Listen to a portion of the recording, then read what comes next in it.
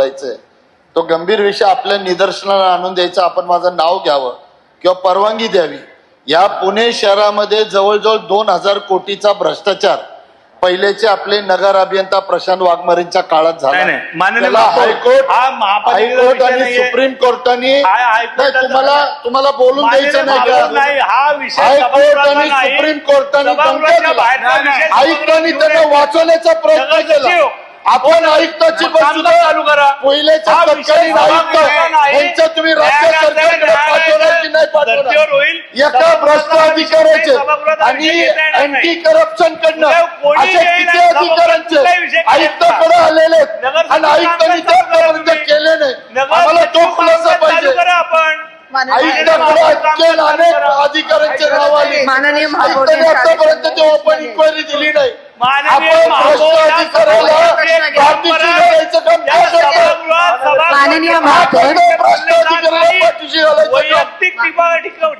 महानगरपालिकेमध्ये भ्रष्ट अधिकाऱ्याला पाठीशी घालायचं प्रश्न उत्तर माननीय ऐश्वर्या थोरात, माननीय महापौर, आज मी भ्रष्ट अधिकाऱ्याला पाठीशी घालण्याचं काम करतोय।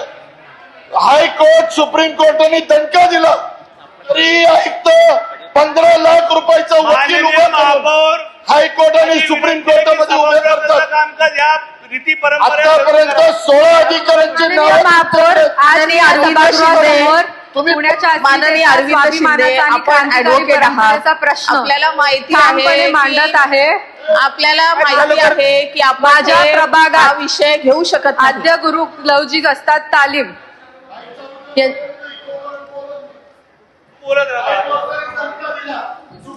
माझ्या प्रभाग क्रमांक 26 मध्ये आद्य क्रांतिगुरु लवजी वस्ताद साल्वे यांची 1822 मधील ऐतिहासिक तालीम आहे।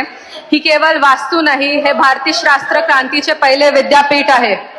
छत्रपती शिवाजी महाराज यांच्या परंपरात वाढलेले हे घराणे 1817च्या खडकीच्या लढाईत वडिलांचा बलिदान डोळ्यासमोर पाहून त्यांनी देशासाठी जगण्याची आणि देशासाठी मरण्याची प्रतिज्ञा केली।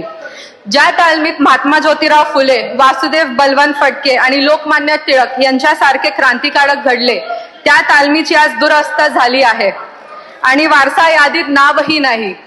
ही पुण्याच्या इतिहासाची विठंबना नाही का? संगमवाडी येथे 115 कोटीचे भव्य स्मारक उभारत असताना त्यांची मूळ कर्मभूमीची रिडेव्हलपमेंट का होत नाही? हे सर्व महत्वाचं असून त्या ठिकाणी क्रांतीची जोड पेटवली ती तालीम जपणे अधिक महत्वाचे नाही का? High court supreme court